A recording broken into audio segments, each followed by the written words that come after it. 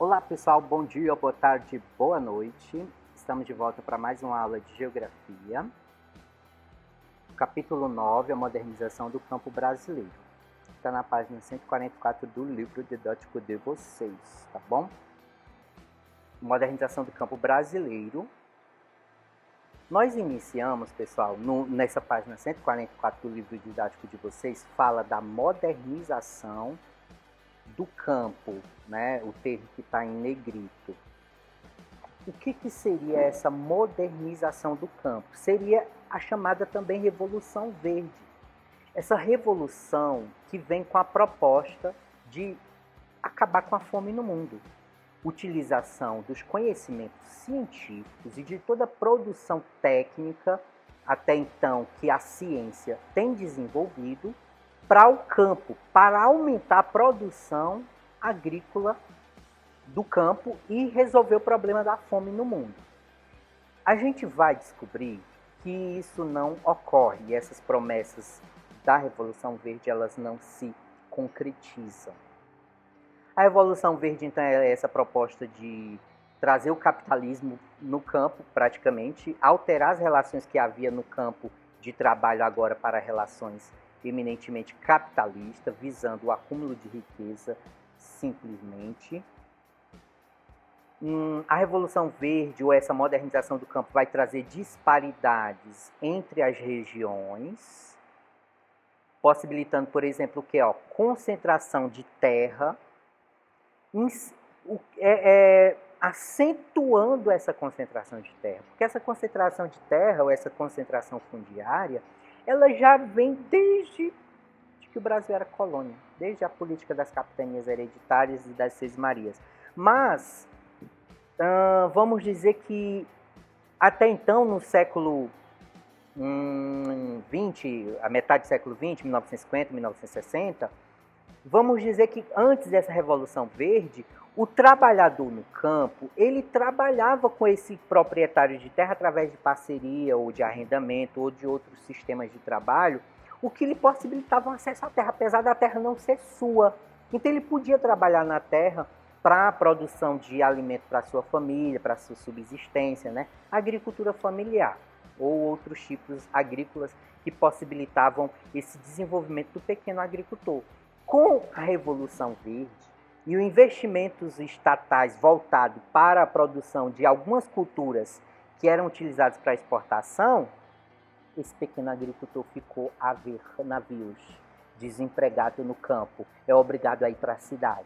As cidades vão inchando de população, surgem as periferias, as drogas, a criminalidade. E, menino, o êxodo rural aí, essa saída do campo para a cidade vai gerar muitos problemas para essa urbanização no Brasil. Altera as relações de trabalho, conforme eu disse. Antes esse pequeno agricultor dependia dessa parceria com o dono da terra, o arrendamento, expansão da fronteira agrícola e êxodo rural que eu já falei. Além de outras consequências, vem a agressão ao meio ambiente, a urbanização acelerada e, vamos lá, os custos para eles vêm as plantadeiras, os sucadores, colheitadeiras, sementes melhoradas, fertilizantes, defensivos agrícolas. Todos esses aparatos vão fazer que haja essa revolução no campo, expulsando os trabalhadores também do campo, né? Na página seguinte, no livro didático de vocês, na 145, vai tratar do crédito rural e dos commodities. Até a década de 60, os créditos governamentais, os créditos federais, eram direcionados de forma ampla, tanto para o pequeno produtor rural, o pai de família, a agricultura familiar, quanto aos grandes produtores. Era de forma indiscriminada, era uma linha de crédito que era ampla. Com vamos dizer, as crises, principalmente a crise do petróleo, né, gente? A partir da década de 70 e 80, limitou a disponibilidade de money, cash, dinheiro no mundo, não só no Brasil. E o Brasil, como dependia, o milagre econômico que o período militar estava imprimindo aí na economia brasileira a partir de dinheiro de fora, de empréstimos que eles conseguiam fora do país, começa a diminuir esses empréstimos, começa a diminuir esse dinheiro para empréstimo devido a essa crise petrolífera, do petróleo no mundo. O que acontece? Então, o governo tem que decidir agora, não vai ter mais empréstimo para todo mundo assim, né, como tinha antes. E aí ele vai escolher se só para os grandes produtores ou se só para os pequenos produtores, para a agricultura familiar. O que foi escolhido, o que foi a prioridade do governo? Os commodities.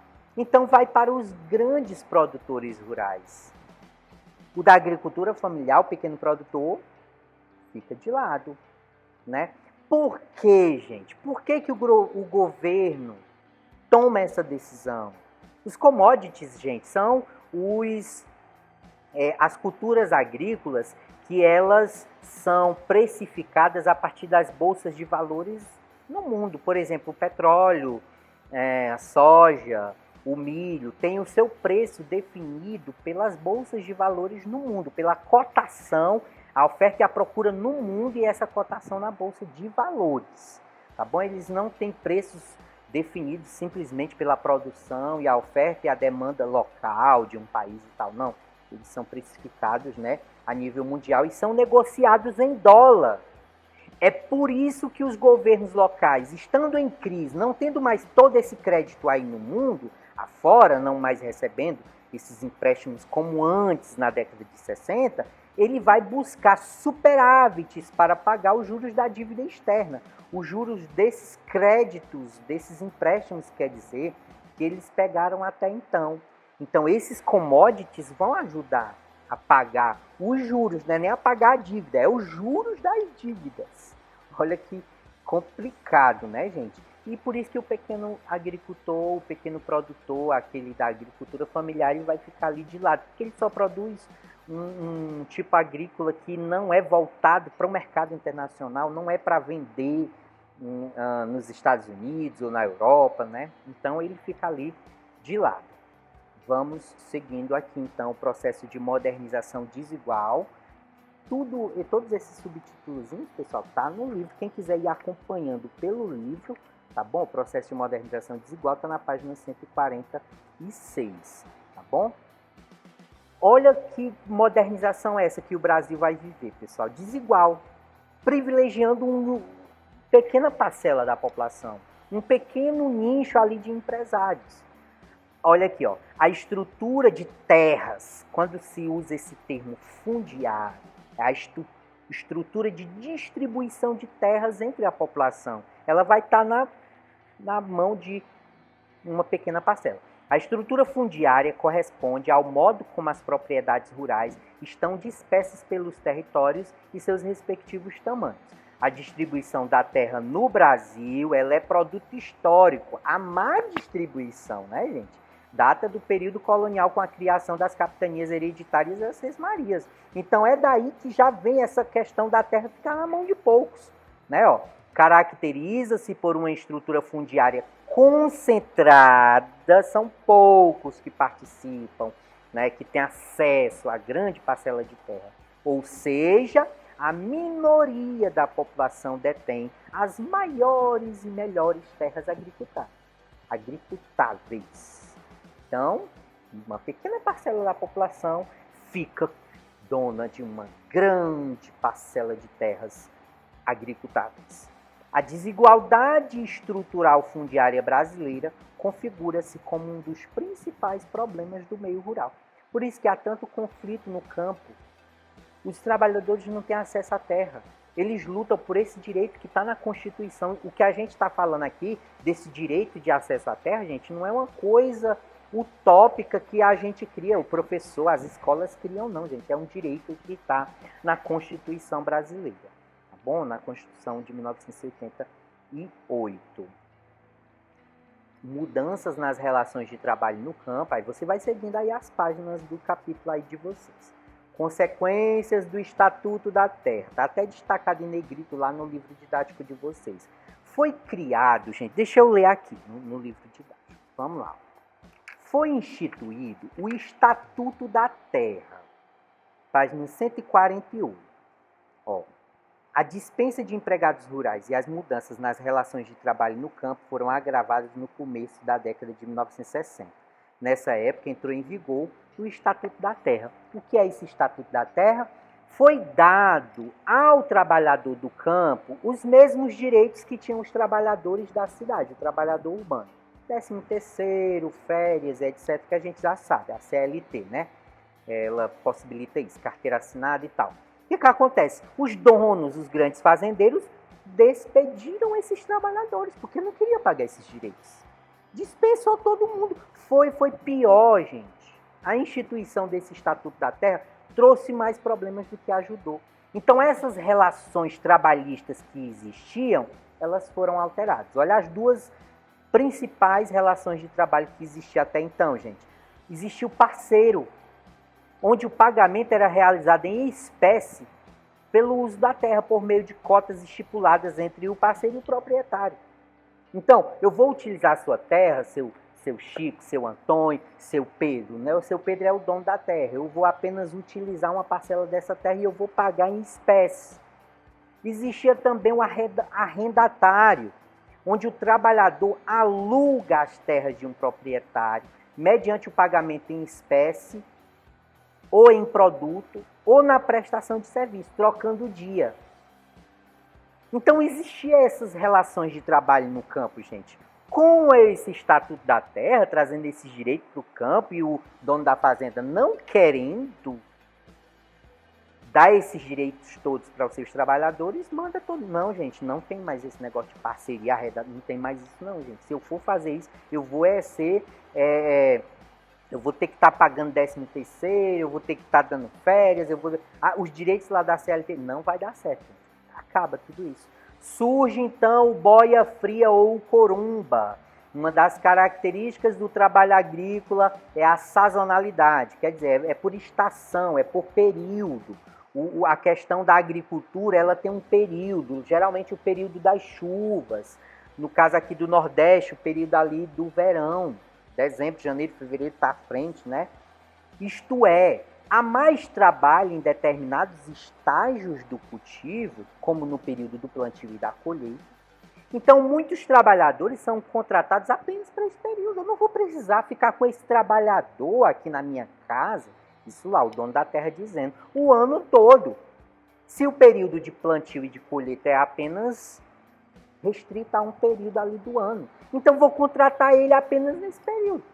Então, após essas etapas de produção, eles são o quê? Dispensados. Por isso, esse tipo de trabalho é chamado de trabalho temporário. Os trabalhadores ganham baixos salários, têm péssimas condições de trabalho e vivem nas periferias das cidades. Olha aí, gente, que coisa, não? Reforma agrária, pessoal, ela visa, então, resolver esse problema de acesso à terra e dessa estrutura fundiária mal distribuída no Brasil. Como eu disse para vocês anteriormente, um pequeno número de proprietários, de fazendeiros, tendo acesso a grandes propriedades de terra. Essa má distribuição. Resolvendo essa distribuição de terra, supõe-se então que você vai resolver esse problema de condições mínimas para a sobrevivência, por exemplo, do pequeno proprietário de terras ou daquele que nem tem. Tem gente no país que não tem acesso à terra. Aí vem os movimentos dos trabalhadores sem terras, ou sem tetos também, né, sem moradias. E aí, gente, tudo isso para estabelecer esse programa que é chamado de reforma agrária. Reforma agrária é um programa que visa resolver esse problema de acesso à terra. Dessa terra está na mão de poucos, enquanto muitos passam fome, passam necessidades, a desigualdade que é o Brasil, tá bom? Eu vou ler só os 2 últimos pontinhos aqui, ó. A reforma agrária não é a mera redistribuição de terras, trata-se de um processo amplo de mudanças que passa pelo campo político, social, técnico e econômico. Então não é só dar a terra para o pequeno produtor rural. Você tem que dar condições sociais, técnicas e econômicas para esse pequeno agricultor trabalhar essa terra. Condições técnicas é você dar possibilidade a ele de conviver, por exemplo, aqui no nosso semiárido, conviver com as limitações que nós temos aqui no nosso bioma, de não ter chuvas durante boa parte do ano, ser restrito apenas à estação ali do verão. Então, você possibilitar esse pequeno produtor rural a viver no campo nos demais períodos do ano e ter uma fonte de renda nos demais períodos, nas demais estações do ano, não apenas no período da quadra chuvosa. Além de acesso a crédito. Você não pode dar crédito, empréstimos e auxílio econômico apenas para os grandes produtores rurais. Aqueles que trabalham com a soja, com o milho, que tem aquelas grandes parcelas de terra para exportar e não sei o quê, né? Através do sistema de plantation. Então, o último pontinho consiste na adoção de medidas para melhorar a distribuição da terra, promovendo a justiça, criando melhores condições de vida para o trabalhador rural e elevando a produção e a produtividade agropastoris. Então, é isso aí, pessoal. Nós vamos encerrando com os movimentos que eu já até citei, né, pessoal? A reforma agrária deve incluir apoio técnico, que eu já falei, infraestrutura, armazenamento, transporte, garantia de preços mínimos ao pequeno agricultor, crédito, né, orientação de cooperativas, né, para criação, né, corrigir essa distorção, tal. Aos poucos vem havendo, né, políticas governamentais para corrigir esse problema, que não resolveu ainda o problema, mas já tem demonstrado bons resultados. Como eu falei para vocês, esse problema de acesso à terra tem gerado conflito no campo. São chamadas ligas camponesas, que existiram aí nas décadas de 50 e 60 em Pernambuco e foram extintos com o período aí militar, né, gente? Foram extintos. Os trabalhadores rurais se organizaram e ainda se organizam através do MST, que é o Movimento dos Trabalhadores Rurais Sem Terra, e tem o Sem Teto também, né, gente? Eles pressionam o governo por meio de manifestações e ocupações para conseguir acelerar esse direito que está na Constituição, né, gente? Reforma agrária e garantir o acesso à terra para milhares de trabalhadores rurais. E resolver esse problema tão endêmico. Não vou dizer endêmico, porque dá a ideia que só ocorre no Brasil, né? Mas tão histórico, tão cria esse problema que cria tantas desigualdades, que acentua as desigualdades no país, expulsando o trabalhador do campo, levando ele para a cidade, para viver nas favelas, naquela violência, naquelas condições de vida e tal, enquanto o governo deveria incentivar que esse trabalhador ficasse sim no campo, desse acesso à terra a esse trabalhador no campo, desse assistência técnica a ele para conviver com as limitações, desse linhas de crédito e etc. Então, por isso que há esses movimentos. Esses movimentos visam lutar, pressionar o governo para possibilitar esse direito que o trabalhador tem aí na nossa Constituição brasileira, tá bom? Fiquem todos com Deus, né, pessoal?